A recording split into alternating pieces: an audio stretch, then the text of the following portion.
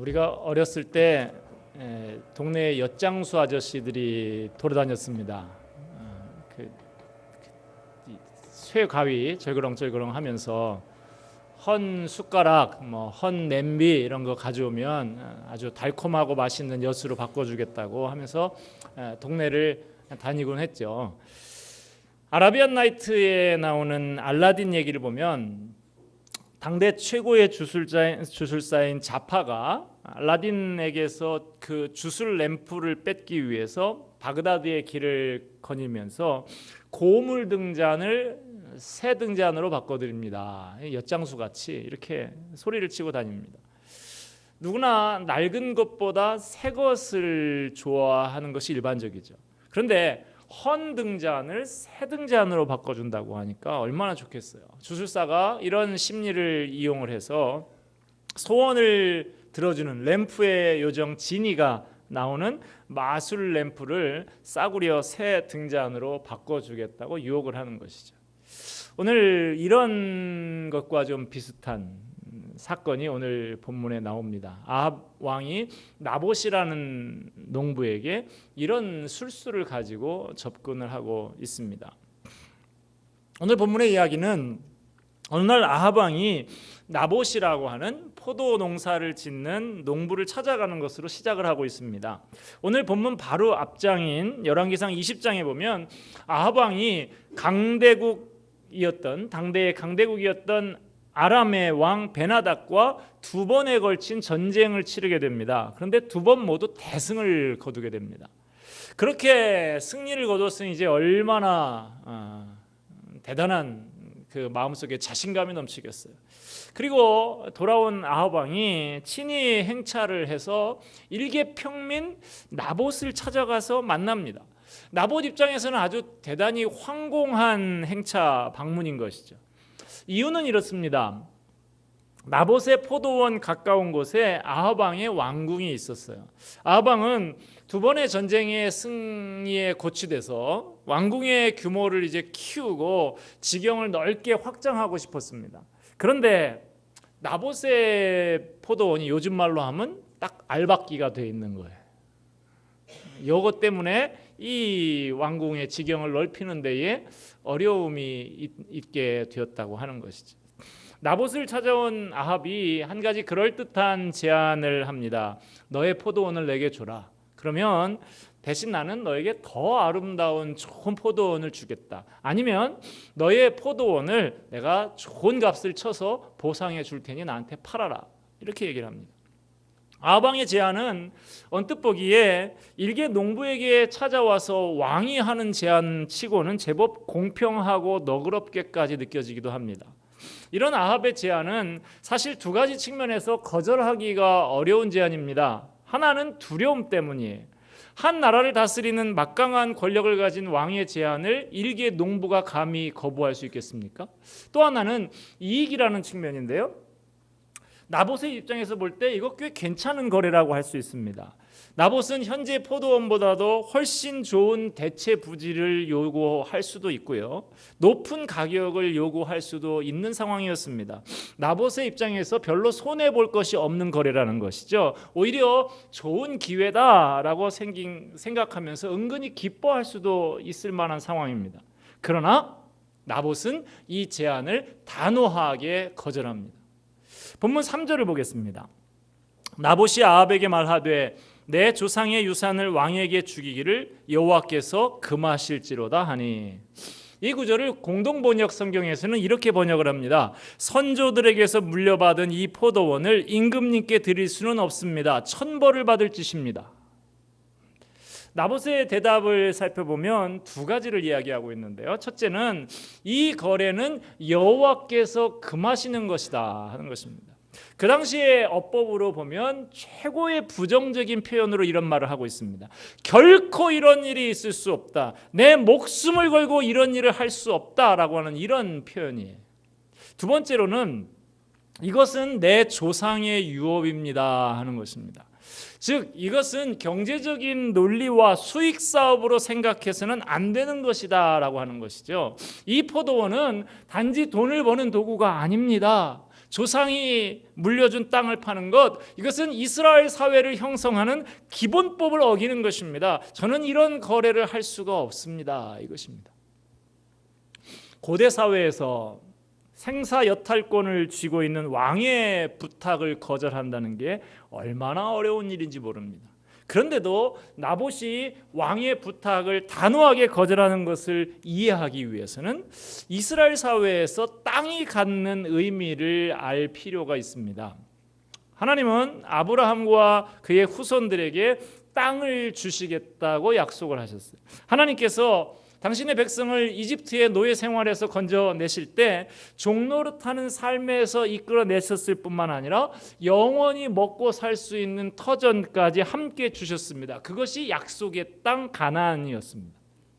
이것은 마치 우리가 예수 그리스도를 믿으면 죄에서 사함받고 하나님의 아들이 될 뿐만 아니라 부활과 새 하늘과 새 땅까지 약속으로 주시는 것과 같은 것입니다. 따라서 이스라엘 백성들에게 땅이라고 하는 것, 이것은 단순한 소유물이 아니에요. 땅은 하나님께서 그들을 노예 생활에서 구원해 주신 은혜의 증거물입니다. 하나님은 모세를 통해서 각 지파별로 또 각 집안별로 땅을 분배해 주셨고 각 집안의 땅은 후손 대대로 유지하며 사용해야 하는 것이었습니다. 땅을 일정 기간 동안 남에게 빌려줄 수는 있지만 아무도 남에게 땅을 팔 수가 없는 것이고 아무도 그것을 빼앗을 수도 없는 것입니다. 하나님이 정하신 거예요. 레위기 25장 23절의 말씀입니다. 토지를 영구히 팔지 말 것은 토지는 다 내 것임이니라. 너희는 거류민이요 동거하는 자로서 나와 함께 있느니라. 민수기 36장 7절 말씀입니다. 이스라엘 자손의 기업이 이 지파에서 저 지파로 옮기지 않고 이스라엘 자손이 다 각기 조상 지파의 기업을 지킬 것이니라. 이 율법의 말씀에 의하면 땅은 하나님의 것이라는 거예요. 이스라엘은 단지 그 땅을 관리하는 지배인 관리자에 불과한 것이라는 것입니다. 그러므로 아무도 하나님께서 이스라엘 각 가문에게 맡겨주신 유산인 땅을 영원히 팔 수 없다는 것입니다. 만약에 흉년이 들어서 도저히 먹고 살 것이 없어서 죽을 지경이 돼서 땅을 팔아야 하는 지경이 되었다고 하면 이후에 친족들이 와서 그 땅을 다시 되물려 사줄 수가 있었고요. 그렇지 않을 경우에도 매 50년째 7년을 안식년이라고 하고 그거 7년이 7번이면 49가 되죠. 77이 49. 거기에 그 다음 해가 이제 희년이라고 합니다. 기쁠 희자를 쓰는. 그래서 그때는 모든 노예도 다 돌아가고 종살이하는 것도 돌아가고 땅 저당 잡았던 것 팔았던 것도 다 원상태로 다시 돌아가는 그런 해가 되는 것입니다. 나봇은 이러한 하나님의 말씀을 따르기 위해서 비록 왕의 제안이라고 할지라도 팔 수 없다라고 거절을 한 것입니다. 나봇의 거절은 경제적인 차원이 아니라 신앙적인 차원, 신앙을 지키는 차원에서 비롯된 것이었습니다. 자, 이어지는 본문 4절 말씀을 보십시다. 이스라엘 사람 나봇이 아합에게 대답하여 이르기를 내 조상의 유산을 왕께 줄 수 없다 하므로 아합이 근심하고 답답하여 궁으로 돌아와 침상에 누워 얼굴을 돌리고 식사를 아니하니. 아합은 이 나봇하고는 전혀 타협의 여지가 없다라는 것을 알고 심한 좌절과 모욕감을 느낍니다. 아합도 알고 있었어요. 하나님께서 그 기업으로 주신 땅 이건 옮길 수 없는 것이다. 팔 수 없는 것이다. 알고 있었지만 너무나 그 땅을 갖고 싶었던 것이죠. 오죽하면 왕이 포도원까지 찾아가서 일개 농부에게 부탁을 하고 있습니까? 그러나 그 제안을 이런지하에 거절을 당하고 거기엔 타당한 이유까지 있다는 것을 알게 되니까 그 마음에 좌절하고 마음에 병이 드는 것이죠. 아합은 집에 들어와서 이불을 뒤집어 쓰고 누워서 먹는 것까지 거부하고 있습니다. 어린아이들이 보면 가끔 뭐 사주세요 뭐에 하나 꽂혀가지고 애들이 막 때를 쓰고 하다가 끝끝내 안 사주면 어떻게 합니까? 토라져가지고 방문 콱 닫고 들어가가지고 이불 덮어쓰고 밥 먹어라 그래도 안 먹어 이렇게 지금 이 아합이 지금 그런 어린아이 같은 이런 모습을 보여주고 있는 것이죠. 이런 아합 왕 앞에 그 안에 이세벨이 등장을 합니다. 이세벨이 들어와서 묻습니다. 무슨 일로 이렇게 상심이 되셔서 식사까지 안 하십니까? 본문 6절 말씀입니다. 왕이 그에게 이르되 내가 이스라엘 사람 나봇에게 말하여 이르기를 내 포도원을 내게 주되 돈으로 바꾸거나 만일 내가 좋아하면 내가 그 대신에 포도원을 내게 주리라 한즉 그가 대답하기를 내가 내 포도원을 내게 주지 아니하겠노라 하기 때문이로다. 아합은 원래 나봇이 했던 말을 바꾸고 있습니다. 나봇이 했던 말의 핵심은 뭐였느냐?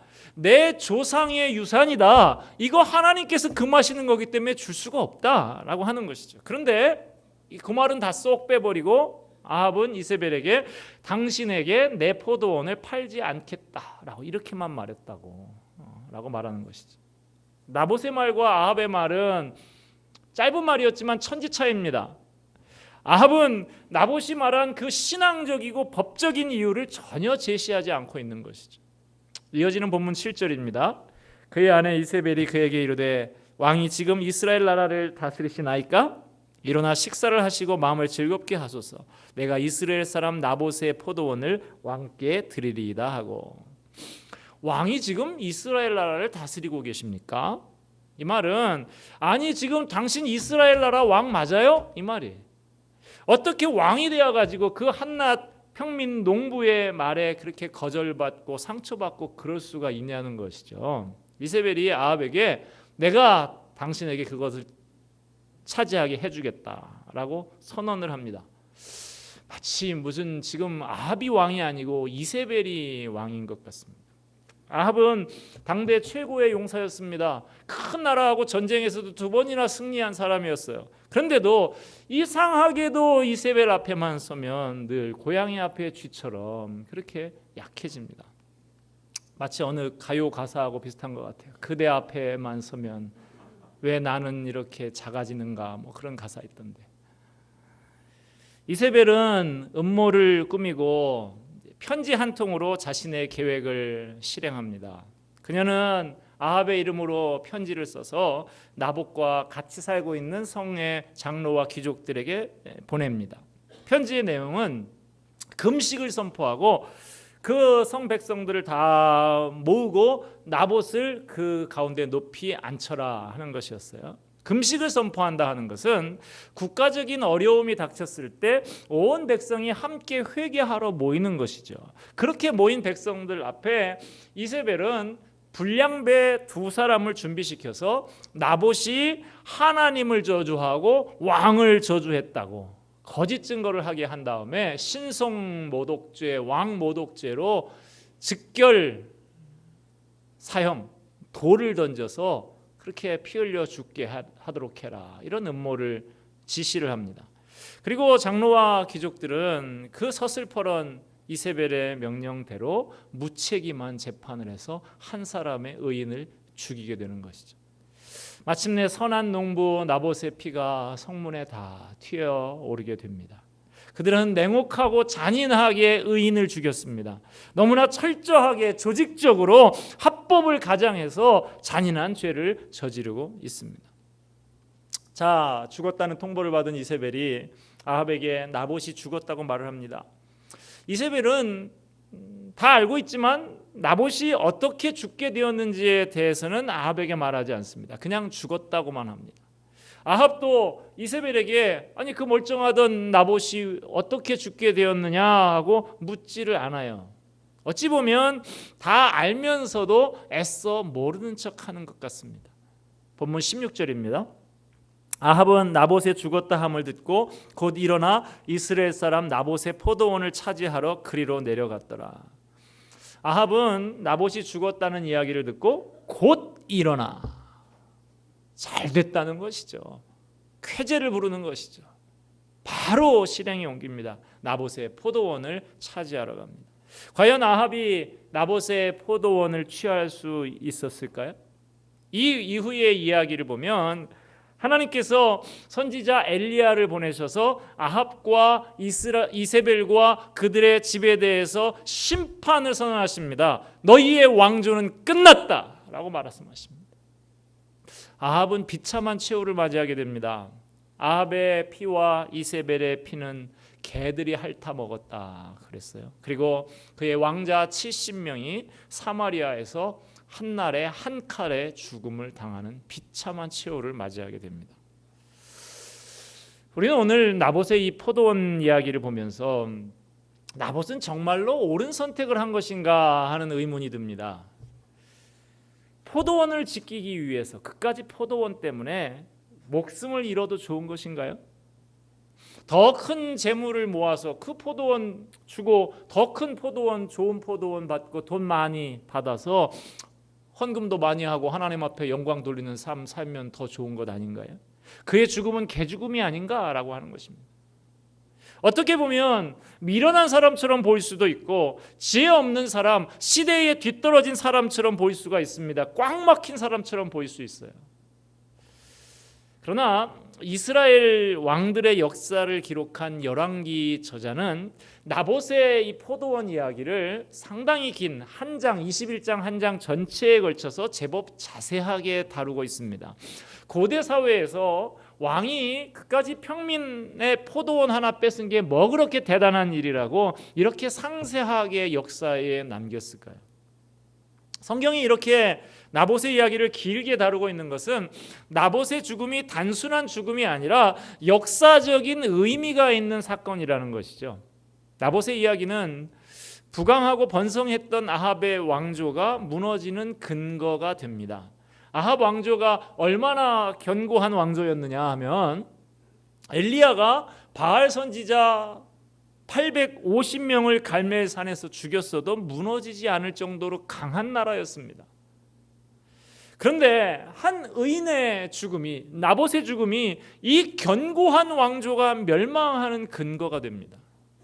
당시는 많은 백성들이 아합 왕의 권력에 아부하면서 바알과 아세라를 섬기며 여호와 하나님의 신앙에서 멀리 떠나 있던 그런 시절이었습니다. 그러나 나봇만큼은 가장 악한 왕 아합의 제안을 거스리면서까지 하나님의 말씀과 신앙을 지키고 있는 것이죠.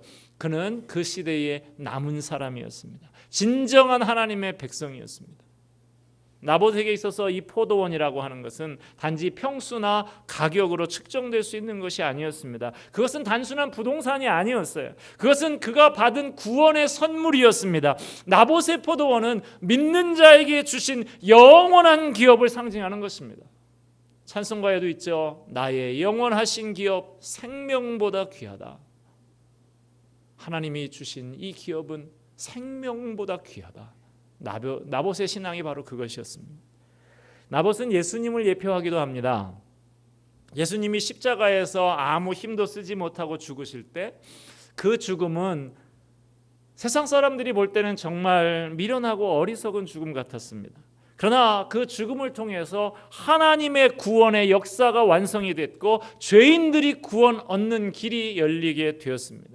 구약시대 백성들에게 주셨던 땅보다 더 좋은 기업을 우리에게 주시게 되었습니다. 영생을 주시게 되었고 창세로부터 우리를 위해서 예비된 그 나라, 영광의 나라를 우리에게 기업으로 주셨습니다.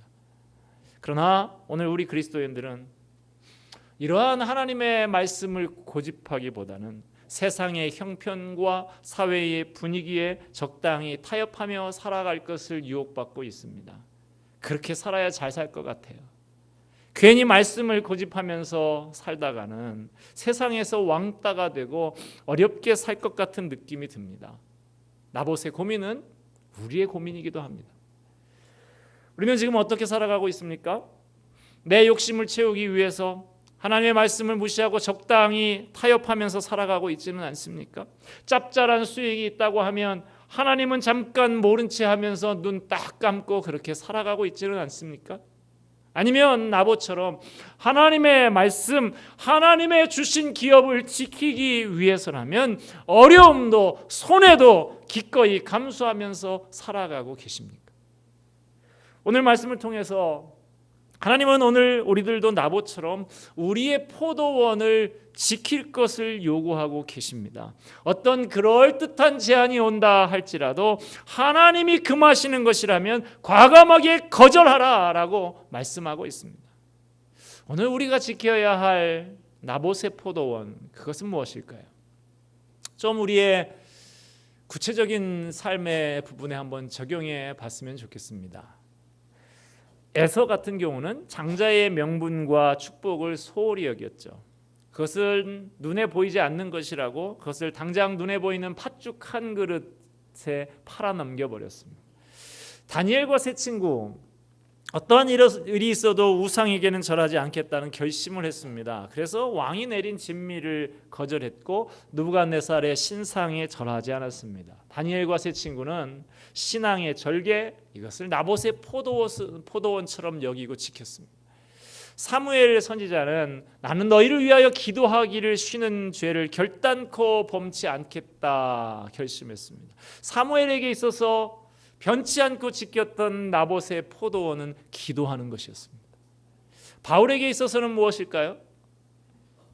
이방인에게 복음을 전하는, 때로는 고통도 당하고 때로는 매도 맞고 하는 그런 일이 있지만 이방인에게 복음을 증거하는 것, 주님이 주신 그 전도자의 사명, 이것이 바울이 지켜나갔던 나봇의 포도원이었습니다.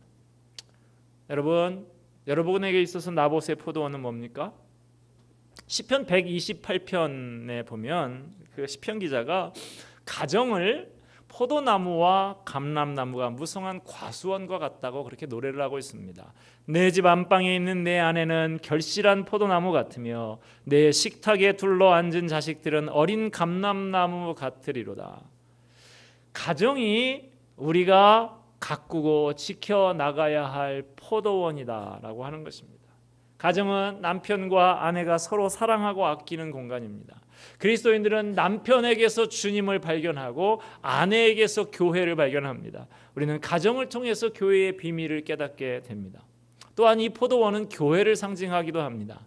교회는 신랑이신 예수님과 신부인 성도가 사랑을 나누는 장소입니다. 우리는 교회에서 하나님의 사랑의 임재를 경험하고 하나님의 깊은 사랑을 느끼게 되고 하나님을 향한 우리의 사랑의 고백을 드리게 됩니다. 그런데 이렇게 풍성한 포도원과 같아야 할 가정과 교회가 왜 곳곳에서 허물어지고 있는 것일까요? 그것은 바로 이 포도원을 허무는 여우가 있기 때문입니다. 아가서 2장 15절 말씀해 보면 우리를 위하여 여우 곧 포도원을 허는 작은 여우를 잡으라 라고 말하고 있습니다. 이스라엘 땅에는 여우가 많이 살았다고 합니다. 그런데 이 작은 여우가 몰래 포도원에 숨어 들어와서 포도나무 밑에다가 여우는 굴을 파죠. 굴을 파는 습성이 있어요. 포도나무 뿌리 밑에다가 굴을 파는 것이죠. 그러면 어떻게 되겠습니까? 처음에야 잘 모르지만 그 포도나무가 이 뿌리가 제대로 땅에 박혀 있지 못하게 되니까 자꾸 말라가고 열매가 부실해지고 결국에는 포도원이 황폐하게 되어 버린다 하는 것이죠. 지금 그 예를 들어서 설명하고 있는 것입니다. 우리가 가꾸고 지켜야 할 가정과 교회라는 포도원, 이것을 허는 여우는 어떤 것일까요? 더러운 것을 탐하고 즐기는 것, 악한 정욕, 절제하지 못하는 것, 불평과 원망하는 마음, 상처를 주는 말들, 이런 것들이 작은 여우가 될 수 있습니다. 이런 작은 여우들이 가정이라고 하는 포도원, 교회라고 하는 포도원을 허물어 나가는 것입니다. 우리의 마음과 삶 속에 찾아오는 죄의 유혹은 없습니까? 우리의 포도원, 우리의 가정과 교회에 풍성한 열매를 맺지 못하게 하는 작은 여우는 혹시 없는지 살펴보시고 있다고 하면 내어 쫓는 이 시간이 되시기를 바랍니다. 저와 여러분의 가정과 교회를 잘 지키고 가꾸어서 풍성한 열매를 맺는 포도원으로 만들어 나가시기를 주님의 이름으로 간절히 부탁하며 축복합니다. 기도하겠습니다.